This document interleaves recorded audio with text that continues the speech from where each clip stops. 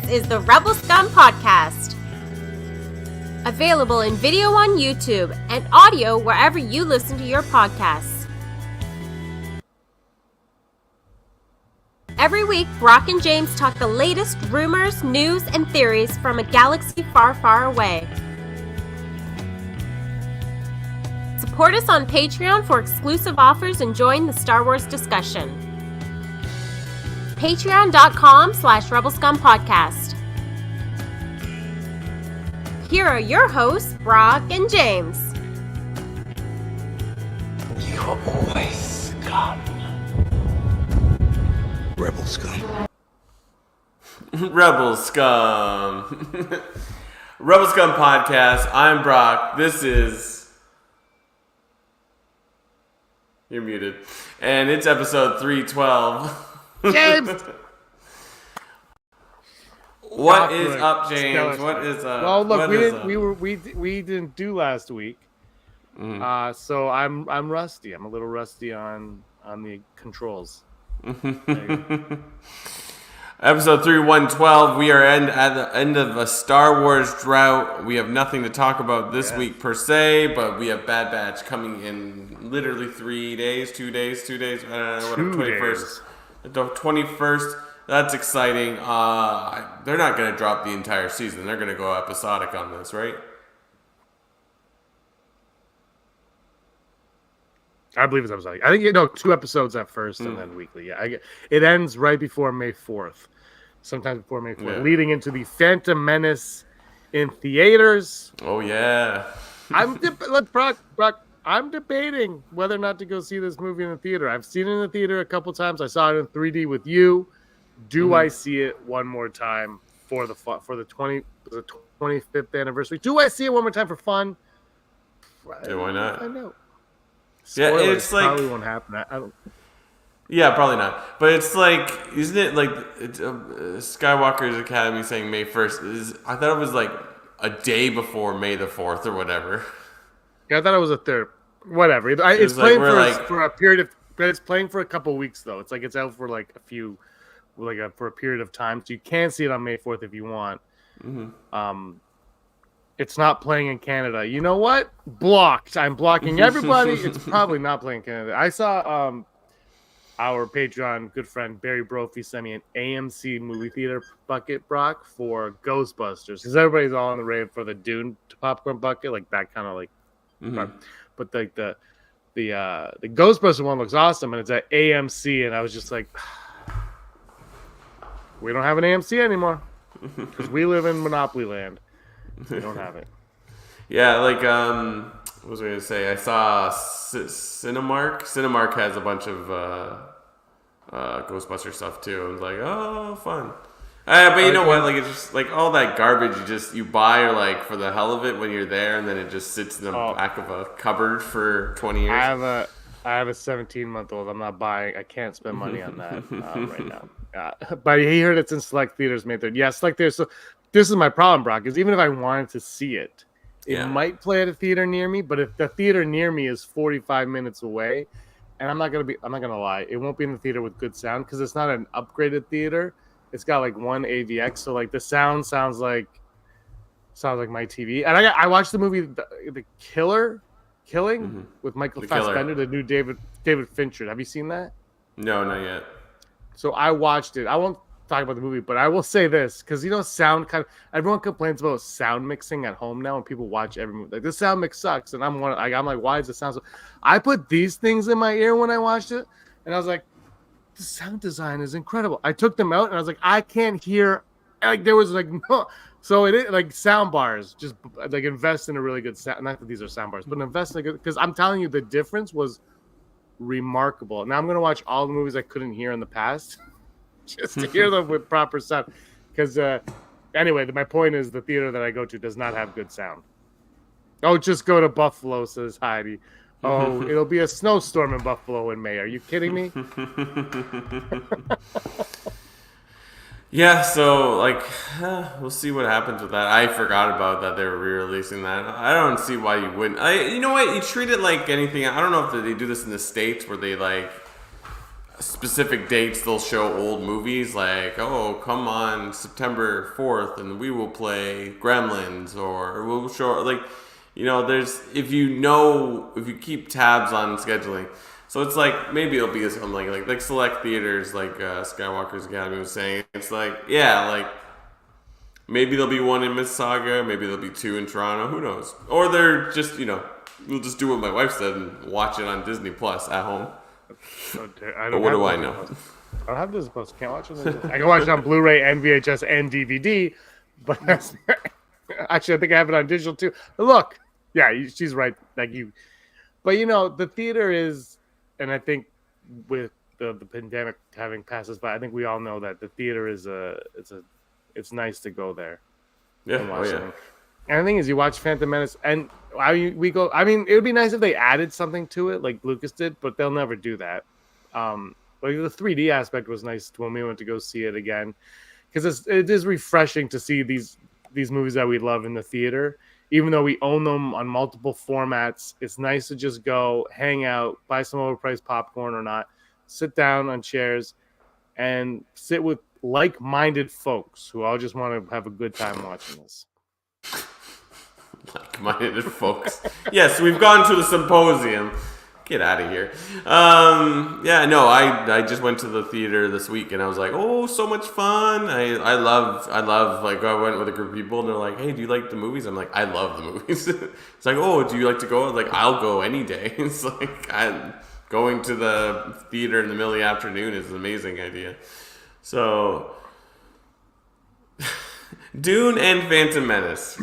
That's a lot of sand. It's a lot of sand going on.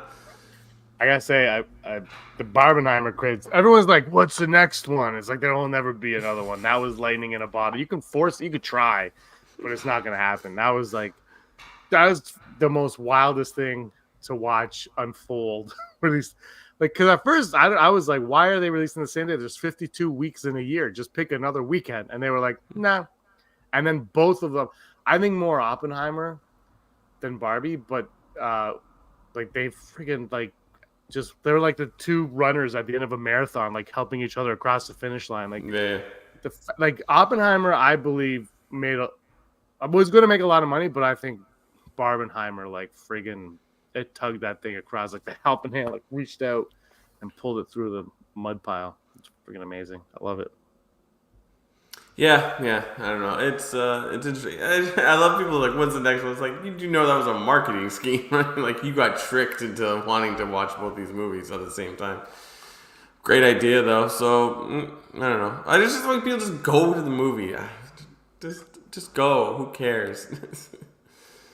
Well, the problem, though, is exactly what Reham said. It's all these movies are coming to your home, your home very fast. It's not like the old days when we had to wait a year to own it, 6 months to rent it or whatever. Now it's like 45 days and it'll be on that streaming service you're paying for. Mm-hmm. And, so people just don't go. But one movie that is going is Dune Part 2. The reviews on this thing, like the early word, which I would take with a grain of salt because you never know who these people are. But it's apparently a mass. It's better. It's like an Empire Strikes Back level of goodness. I don't want to oversell it for you, Brock, because I know you're very excited for it. And there's always that fear, when you find out something's really good, that it's not as good as the really good. You know what I mean? Even if it is as good as they're saying, you've already built. So I don't want to do that. You're not that kind of person anyway. But apparently, it's phenomenal. Trailers look great. It's not my cup of tea. I might have to watch it. We'll see what happens. But I wanted to talk to you about Dune and Star Wars because I know you like Dune and Star Wars. I believe you have a Dune Sandworm Scum podcast also on another channel. I believe Fremencast. The fear is the mind killer. Anyways, those are things from Dune. Yeah, I wouldn't know. I got 18. I had the making of the first Dune, the old 80s Dune with Patrick Stewart and what's his face, Kyle MacLachlan. I didn't know who anyone was, and I looked at it and I said, I am not interested in this. And then 40 years later, I said, maybe I'm interested in Dune again.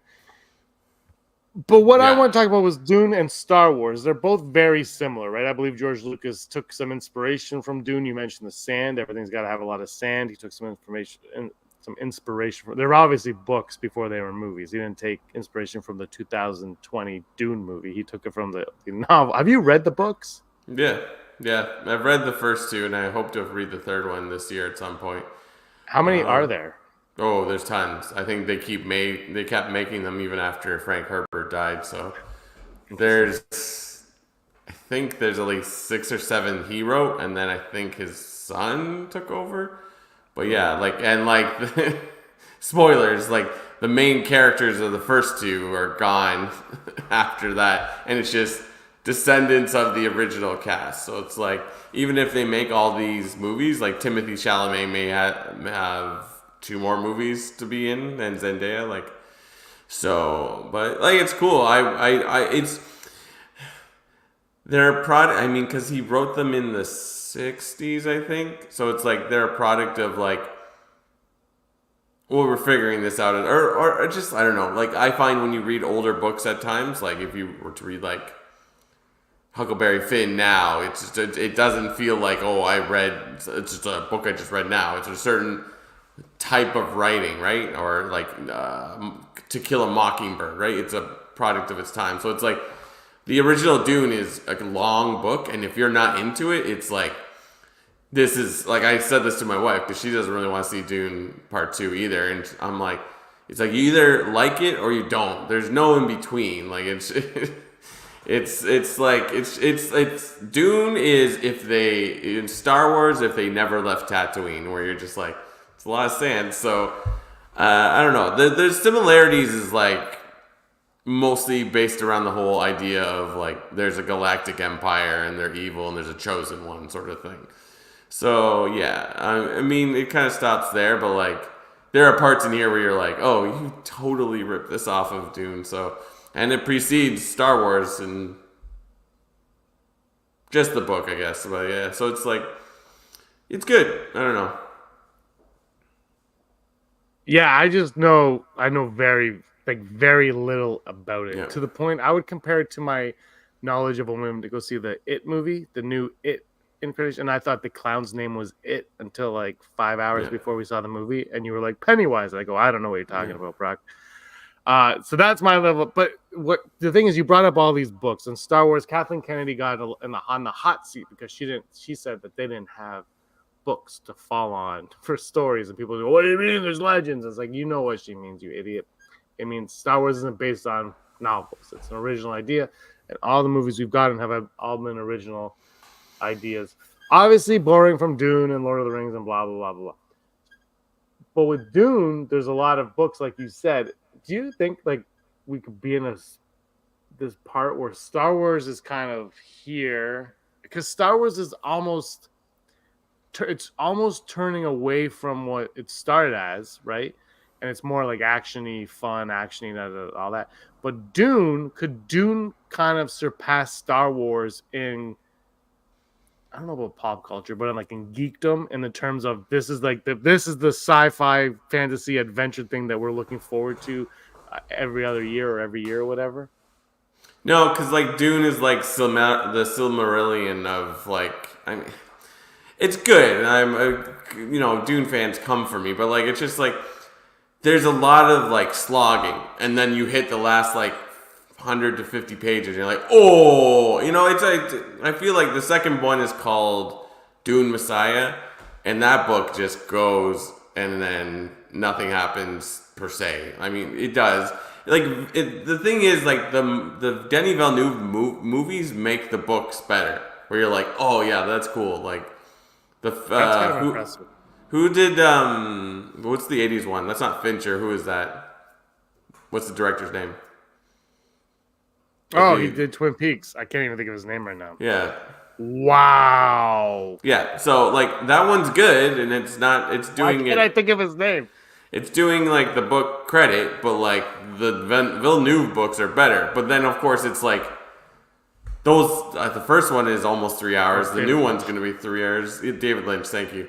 It's like I think there's a third part, right? So it's like it's gonna be on par with like watching a Zack Snyder thing where like we're devoting like 10 hours of our lives to this. It's like, is it that good? So it's like, that's what I mean, like comparison to the, like, it's not like The Hobbit where it's like fun, it's an adventure, and maybe they have some pitfalls, but they make it through. It's like brutal, which makes sense because it's talking about survival in a desert where like your currency is literally moisture. Like, you know how like in like the first Star Wars we're like, ha, they're moisture fibers. That's hilarious. Like in Dune, it's like if you don't have water, you die. It's like, it's a whole thing, right? So, I mean, the Dune fandom is like huge. So it's like, I think if they were to make all these movies, it would, or at least make the first 4 or 5 books, it'd be like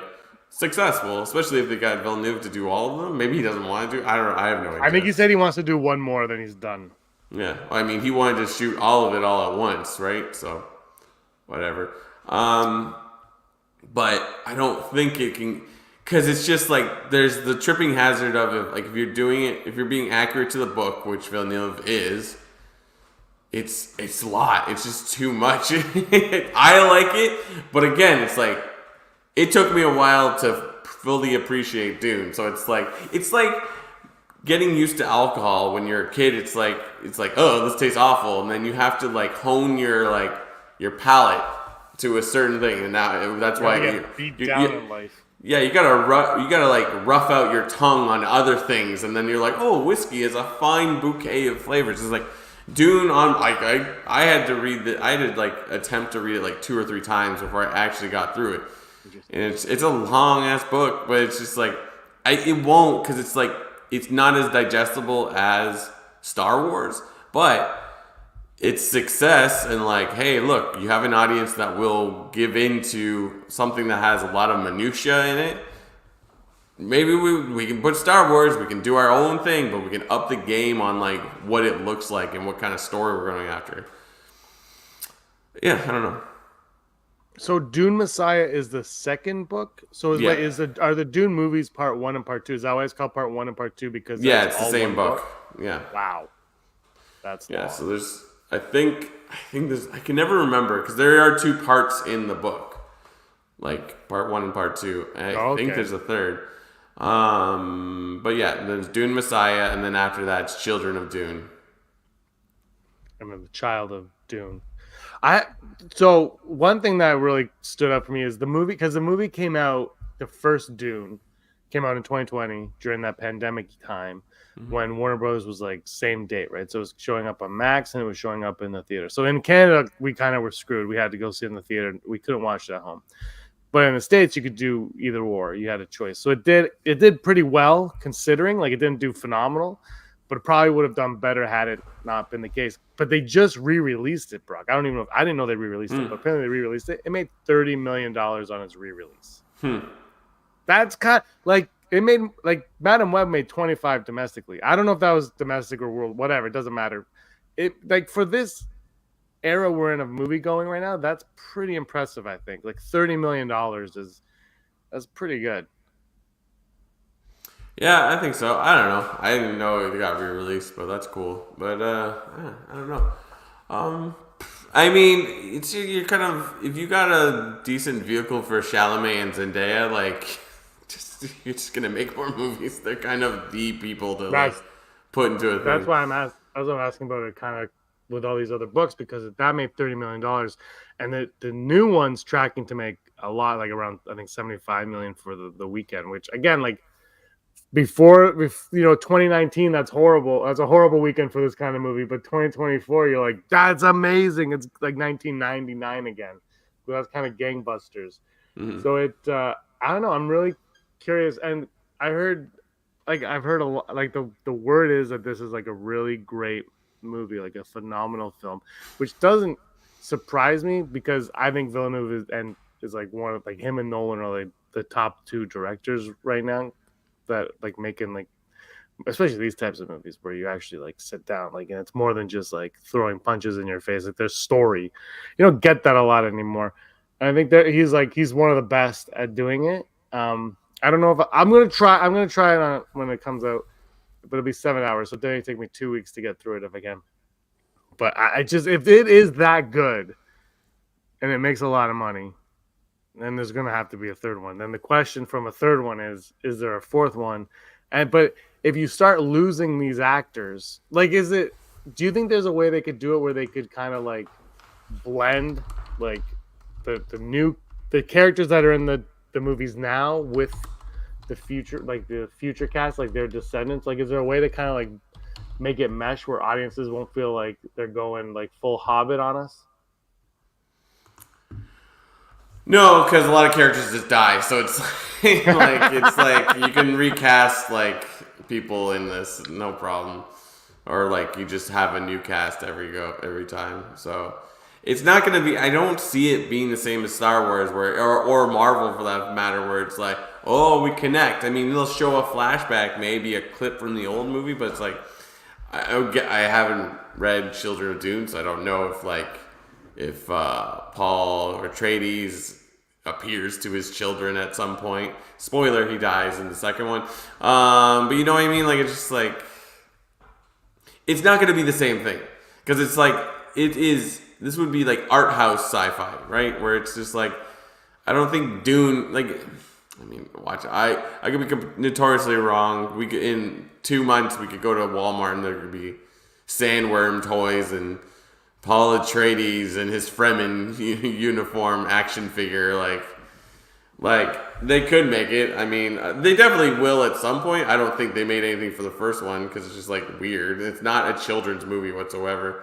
But like, I don't know. I think it'll do well. Like, I think it'll be a blockbuster because it'll be like a big tentpole event sort of thing. Where like, oh wow. I mean, like the amount of like media attention the freaking popcorn box has gotten already. It's just like to a point that everyone knows how much of a joke. Like, if anything, I would argue the popcorn box is their Barbenheimer. It's like the marketing's new vibe. I'm like, get people talking about like this thing that you can just have sex with, because like, let's call it what it is. That's what this thing is all about. So I don't know. It's going to make money because, one, it's like, ooh, look at the fancy effects. Like, they're releasing it in 70 millimeter or whatever. I'm like, cool, I'll go to that. IMAX. Yeah, like, I will go to that because, like, I do enjoy this film. But, like, I don't know. It's, like, I haven't gone to see it, but I want to see Madam Web in the theater. Like, it looks fun. I'm like, okay, let's find out what this is. Like, so, I don't know. It's... When you go see Madam Web, we're going to do a special podcast on your experience watching Madam Web. Okay. I've actually watched the first 30 minutes on my like streaming thing. I'm like, oh, cool. It's a cam, so it's like it doesn't sound great, but like I was like, yes, this looks like a comic book movie. There you go. Dune is, however, not a comic. So I Googled Star Wars and I hit the news button tab on the Google search. And the first thing that pops up is an article from Polygon 2 days ago. Star Wars is a Dune ripoff. Yeah, I at saw least that according to Frank Herbert. I don't know. I just know I saw something else though when I was scrolling down that was like, oh yeah. But you said like sand and moisture. I guess I don't like. Is it a direct ripoff? Or because I feel like Lucas probably stole. He stole from that. He stole from Buck Rogers. He stole from Lord of the Rings. And I say stole, but I mean this is all these artists steal. Like they borrow, they take inspiration from these things. So I don't know if it's a direct steal, but he probably saw something in Dune that he liked and he went with it. And that's nothing new. Yeah.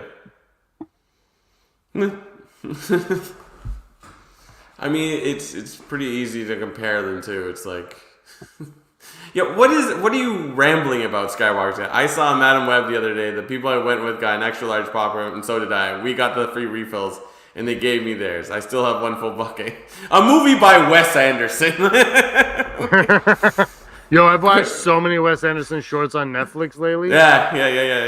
It's so good. I love like he gets away with most random things to put on film. So I knew he did the one, and I watched it, and then like it just kept. So I'm paying for Netflix. I wanted to cancel it. Tried to. They wouldn't let me. then I was like, I'm doing it for real, and Aaron said no.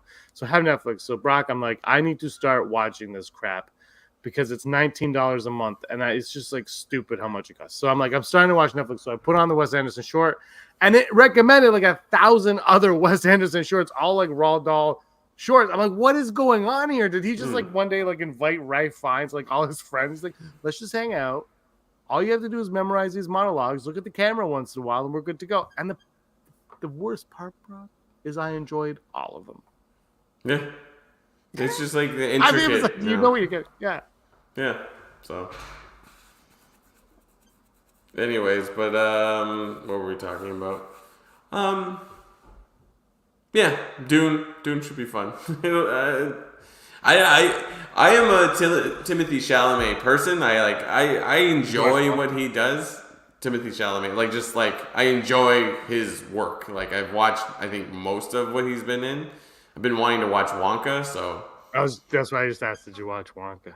Oh, Wonka, yeah. No, I want to. I probably will at some point, but yeah. Apparently, it's a musical. It is. They're not advertising. Like Mean Girls was a musical. They're just like, we won't tell you that these are musicals, so you will. Yeah, because it doesn't sell. Yeah. Which is so. I will say, like the Wicked trailer that came out at the Super Bowl, that also wasn't really a musical. I'm like, no. But I think everyone knows this is a musical, though. Yeah. But they were like, we're gonna shy away from it. Why? Were you there when we saw Sweeney Todd in the theater? No, I didn't see it in the theater.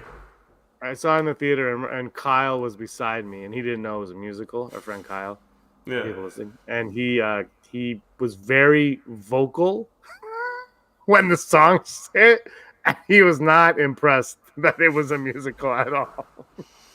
Get out of here, you uncultured swine. But what's worse though, going into a movie knowing it's a musical and just not liking it because it's a musical, or people not going to see it for musical, or going to go watch a movie, finding out it's a musical, and you're like, what the?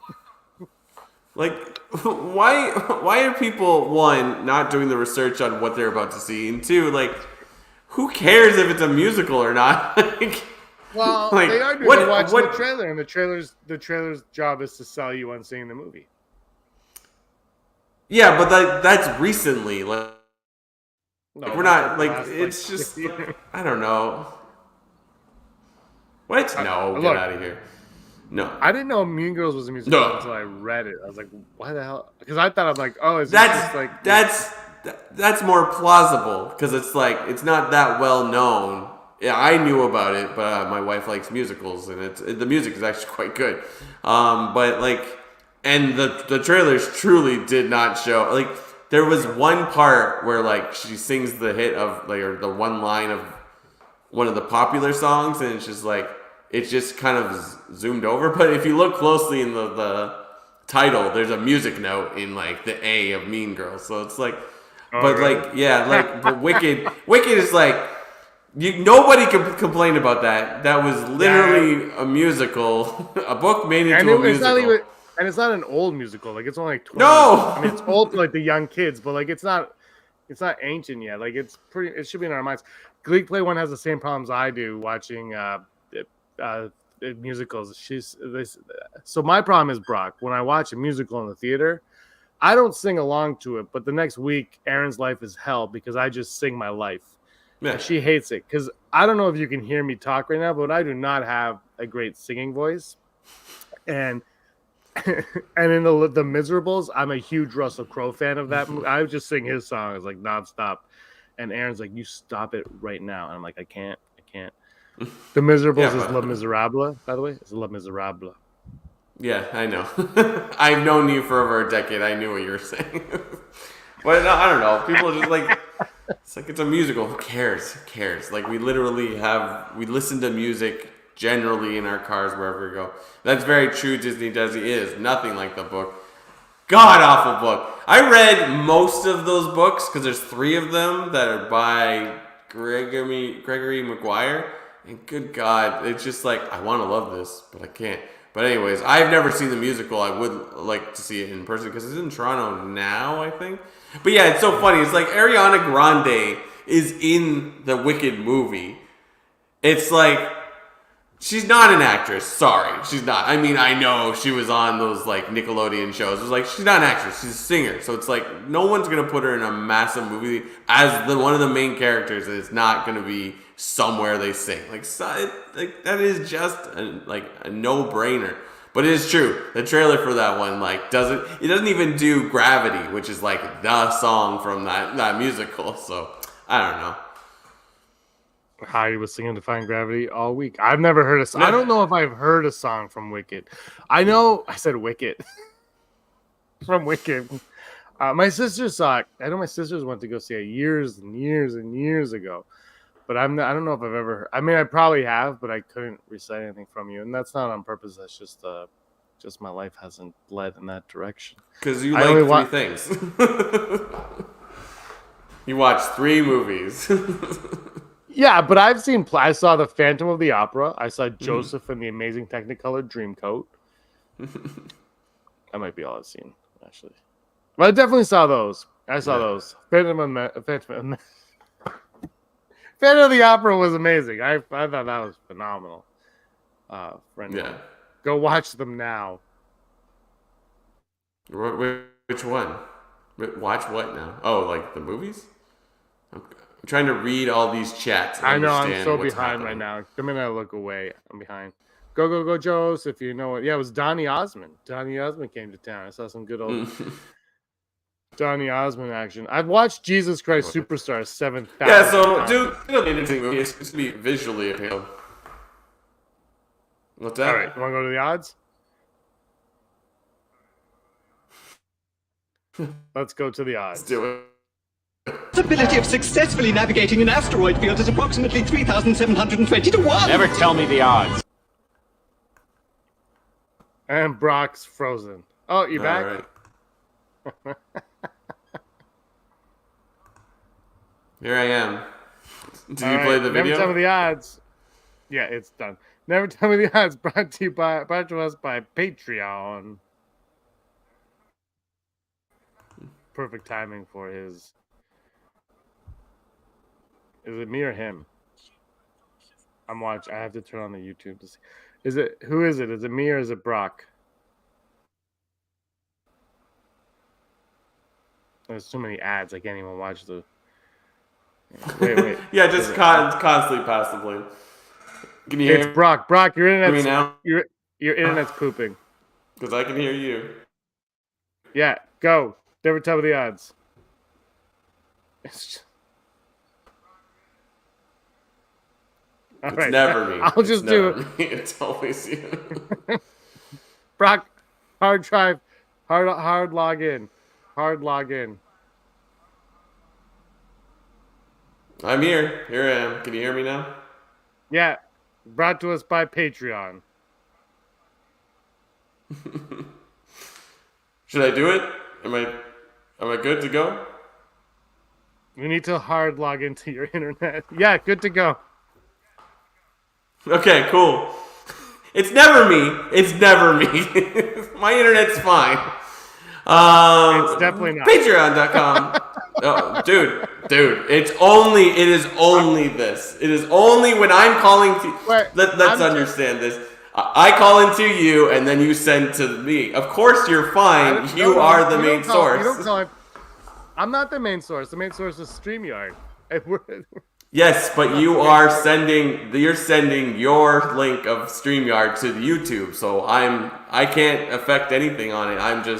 I'm sitting here waiting for you to catch up with me. Anyways, dude, Rebel Scum Podcast, Patreon.com. If you like what we do, why don't you come and support us? That's great. This is the part I love about this podcast. Anyways, let's just go to the odds. They know the spiel. We're not gonna say their names. No, because it's just gonna cut it up.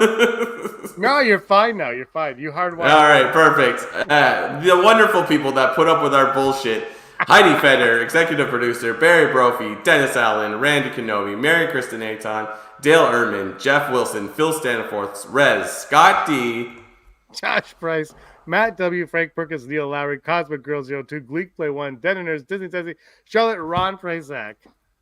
Brock's still here. All right, what are the odds today? All right, never tell me the odds. First off, Chewbacca will appear in the Lando movie.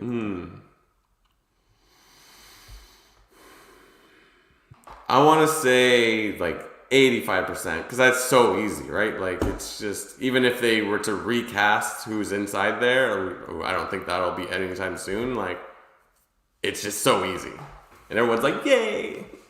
I don't know how you don't do it. I'm gonna go 40% though, because if someone's not gonna do it, it's gonna be Donald Glover.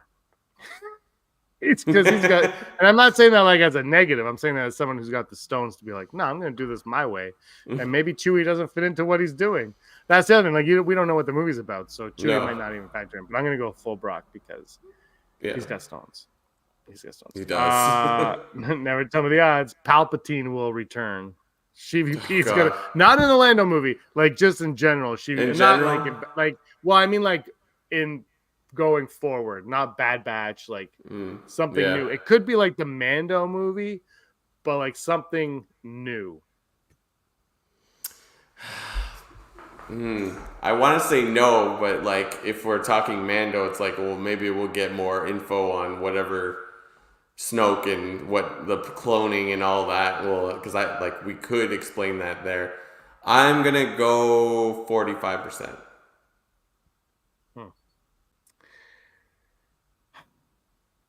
I'm gonna go 13% because just let him go. But at the same time, like,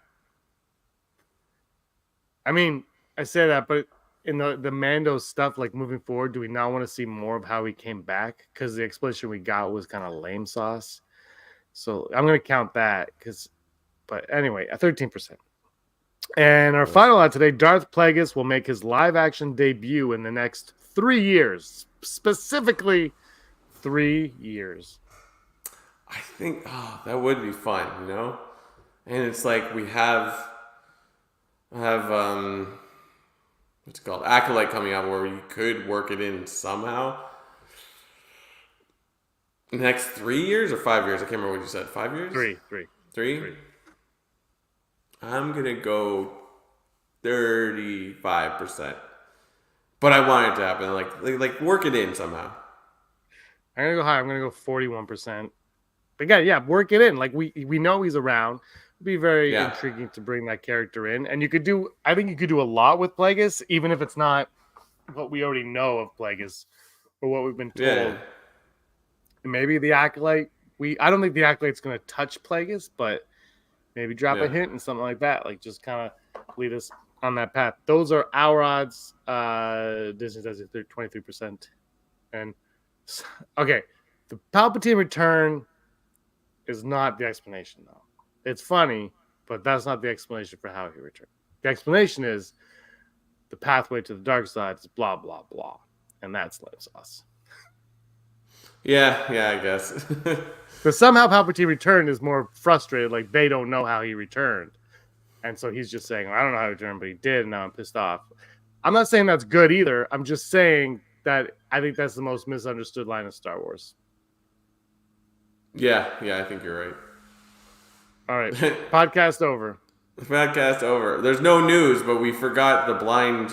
Yeah, I know. I was just about to do this one.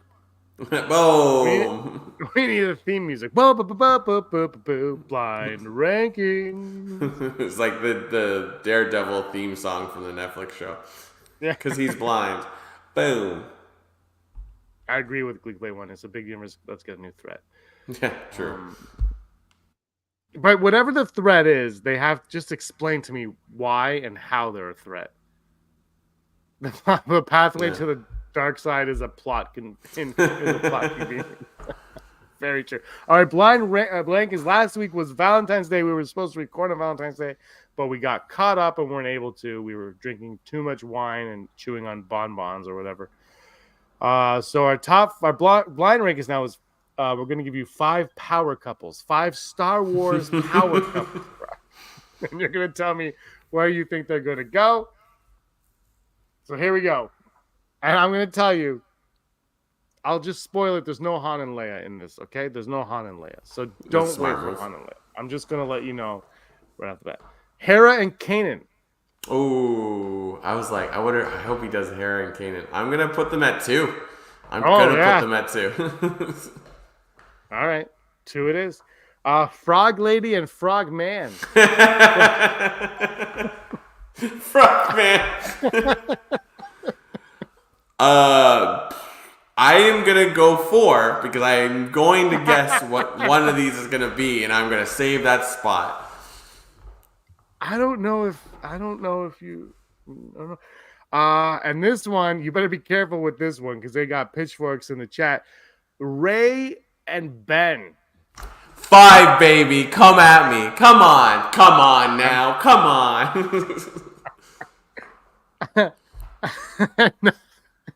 The next one, Malo, Tabuk, and Chewie. Oh, number 1 now. Unsubscribe away, Disney Desi. Unsubscribe away. Malo, Buck, and Chewie. I gotta spell. I wrote to Nuck. That's what they do later on. And the last one. This is your number 1. This is your number 3. Is Shmi and the Force. Yeah, absolutely. There's your rankings. How do you feel about these rankings? Pretty damn good, actually. Is that where you would like Shmi and the Force? Do you think they? I guess maybe 3 and 4 are interchangeable. I don't know. But yeah, no. You know what? I probably would have put Hera and Kanan at number 1 if I knew what was coming. But like, because they're like the actual relationship in all of these choosings, like they're like, oh yeah. Frogman and Frog Lady are pretty. I mean, I don't think I've ever heard us say Frogman. I'm like, yeah, that's probably what he's called. I don't know. I was just thinking of couples. I thought that'd be funny. And I was like, I guess he's Frogman. I don't know. Well, Heidi's got a good one. R2 and the Falcon's navigation computer, which is L3. L3? Yeah, L3. Ooh, yeah. Like, that's a good one. Like, I think that is the reason why I like that. I think Solo exists is just for the fact that L3 is like the Millennium Falcon's like, what do you call it? Hyperdrive. Like, that is so cool. Like, it's such a great idea. Yeah, I agree. I like that movie, but yeah, I agree. That is one of the best parts of that movie. Yeah. Is that all right? Do you want to go over to our top 5? Let's do it. Top 5. See, once we yelled at the internet, it's working perfectly. Top 5 top 5 sci-fi movies that are not Star Wars, and they have to be space related. We were talking about it because I was like, there's too many it's too broad a term. So basically, top 5 Star Wars ripoffs. Number 5, the greatest movie ever made, Wing Commander, starring Freddie Prinze Jr. and Matthew Lillard. In an interview way back in 1990 or whatever, Freddie Prinze Jr. said, "This is the closest I'll ever get to playing Luke Skywalker." Little did he know. I think he said that. It's been 25, 26. I might be misquoting him. But he said that. Little did he know he'd be playing a Jedi in 20 years. My number 5 is just going to be Denis Villeneuve's Dune, because like we've been talking about it. We know I like it, so I'll just like put it at the number 5. You know, it's not even that much space in it. Like, they travel to the planet. Well, I think it's it was predominantly on the planet. We probably should have said not Earth. It's probably what we should have said, just not Earth. Welcome to Earth. Welcome to Earth. My number 4 is Alien, which was made because Ridley Scott saw Star Wars and Fox was like, we need a Star Wars. What do we got? Yeah. Mine is number 4 is Guardians of the Galaxy, the first one. I don't know. I just felt like putting a Marvel movie on this, and like it was cool. Like a lot of the ships and stuff. It's funny. Like the third one is probably the most space. No, I don't know if that makes sense. I feel like it's a little bit more like you're in space, like flying around and stuff. But like it's also very triggering, the theme of that one, with like how Rocket is tortured and stuff like that. So it's kind of like hard to put on the list. But yeah, I'll put just like that series as like a solid space. Well, Alien was kind of the whole Alien. I'm not gonna do Alien, but I never even thought of Guardians. Yeah. That would probably be on my list for sure. Because I probably like it more than 90% of my list. My number 3 is Sunshine. Have you ever seen Danny Boyle's Sunshine? Chris Evans, Cillian Murphy, Rose, what's her name? Rose Byrne. Good movie. Great movie. I like that movie a lot. Sunshine. My number 3 is going to be Fifth Element. That's one of those like movies you discover on a Sunday afternoon on cable TV, and you're like, what is this? Did they go in space? Yeah, they go in space. They go to the thing. Oh, the whole thing is weird. Chris Tucker. Yeah. My number 2 is a bit of a cop-out because they're on Earth, but it's Interstellar. I'm going to go Interstellar because there's a lot of interstellarness in Interstellar, and it's kind of weird. And then they go to like future Earth, spoilers. They go to future. It's like dimensions. The soundtrack's phenomenal. Just listen to this music. My number 2 is going to be Flight of the Navigator. Truly. Oh, so good. Yeah. Like, it's like, I miss the 80s, you know? Like, just, like, they did not care what to show. Yeah. What to show, like, children. Like, they were like, this is going to freak you out, but you're going to love it. It's true. And my number 1, Spaceballs. That's my number 1 too. I was just like, Spaceballs. Spaceballs. Gotta be Spaceballs. Yeah. Yeah, Flight of Navigator is a phenomenal one as Disney does. I you know what? Never thought of that one either. I think that was too earthy because I had Arrival at one point on it, and Close Encounters, and I was like, wait, these aren't. We gotta narrow it in a little bit. What's The Creator? Like, that's a really good movie. It's just super new. Like, in that space, like that probably mostly on Earth, they do go to space. I really like The Creator. I thought it kind of lost its way towards the end. Like, the ending was kind of getting a little out of hand. But I thought it was the fact that it cost $80 million to make blows my mind. Like, because it just looks so. The visuals are so crisp. Like, it just looks so good. You never like that's like nothing in it made me go that's fake. Like, it never took me out of it how fake something was. That's true. It was really really good. But Total Recall's a good one too. Yeah, really good. Disney does. He showed that out. Total Recall, like, that's a movie I forget about every once in a while too. And that takes place on fake Mars, or maybe it's real Mars. We never know. You know what's funny? It's based on that short story, right? Yeah. Then they remade it with Colin Farrell, and I thought it was going to be different, but they ended up making like the exact same movie because they're like, it's going to be closer to the story. I'm like, okay, this is fine. You're going fine. Let's do it. And then I watched. I'm like, you're making the same movie, but with Colin Farrell, and I like Colin Farrell. He's fine, but you're making the same. Why am I watching this movie? And it wasn't as. It just doesn't have the charm of. By the way, Arnold Schwarzenegger got paid. What's it? $75,000 to do the commentary on Total Recall in 2001. Freaking guy, man.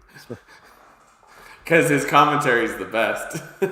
He got paid back. Well, this is back. Remember? Oh, Wally's a good one. Wally's a very good one. Yeah, Wally's really good. Like Arnold commentaries on old school DVD commentaries are the best because it always sounds like he's watching the movie for the first time ever as he's doing the commentary. Like, oh. Have you ever heard of the movie? Oh, there's a movie. What's it called with James Van Der Beek? Rules of Engagement. I believe it's called Rules of Engagement. Yeah. It's old. It's like, but there's a commentary on it by Carrot Top, who is not in the movie, nor has he seen the movie, but he does a commentary on the movie while he's watching it. I wish more commentaries were like that. That's what I wish. The best part of the Total Recall commentary is Paul Verhoeven, the director, is like, I'm Arnold Schwarzenegger, and then Schwarzenegger goes, and I'm director Paul Verhoeven. It's like, this doesn't work. Yeah, it's just his voice. That's awesome. So good. Yeah. Oh, back when commentaries were a thing. Shout out to Spaceship Troopers. That would have been a good ad on this. Spaceship what? Spaceship Troopers. Starship Troopers. Troopers. I think that's an underrated movie, actually. Another Paul Verhoeven. And it has what's his name in it as well. There's actually a pretty good cast of that one too. Yeah, Starship Troopers right there. Yeah. Spaceship. Really good. That's the one you buy at Walmart. That's like, is this the movie? Remember in the 90s when all Disney movies were being ripped off and they come out like this? Yeah. The genie's Oh pink my God. instead of blue. So good. The good old days when you can't do it. All right, this is episode 312 of the Rebel Scum podcast. Rebel Scum. And it's exciting that we might have something Star Wars to talk about next week. So when does it come out? It's a Wednesday? Wednesday, yeah. So I might have to get my Disney Plus subscription back up and running. We'll see what happens. 7-day free trial. We'll talk about it all at once. So just free trial. I was going to keep logging in with different emails. We'll see if that works. They have to know, right? They have to know. Yeah, I don't know. Because I don't know either. What's coming out? It's called The Bad Batch. Bad Batch. Disney Desi is actually probably in Olga's cantina right now. I shouldn't say that. There is some Star Wars content. Jedi Adventures, I believe. The kids show is like season 2 just came out. I'm like, oh, this show's up back again. Oh, and Cal Kestis wants to play. Yes. What's his face wants to play Cal Kestis in live action, but he wants it to be worthwhile. Yeah, no kidding. You like money. I get it. We all get actors want jobs. I don't know what that means either. I get it. We all want a paycheck. We all. It's like Dakota Johnson's like, I'll do a Madam Web too. I know you will. Money talk. I love like people forget that Dakota Johnson isn't always the best interview, but they're like, whoa. I was like, come on. We knew this about her. Just let her do her thing. I don't know if I've ever seen her in a movie. I think she was in The Office apparently, so I probably saw that, but I don't know if I ever watched a movie with Dakota Johnson. Not sure, because I didn't watch any of the Shades of Grey. I've never seen those. I don't know what else she's been in. Good question. Madam Web. Okay, that movie's gonna make $100 billion on hate watching alone, and I'm so excited for that. I'm just so excited for it. But I will say, like, it's so the negativity is like so bizarre to me. Like, people are like proud at how much they hated. Like, I'm glad to report it's as bad as you heard.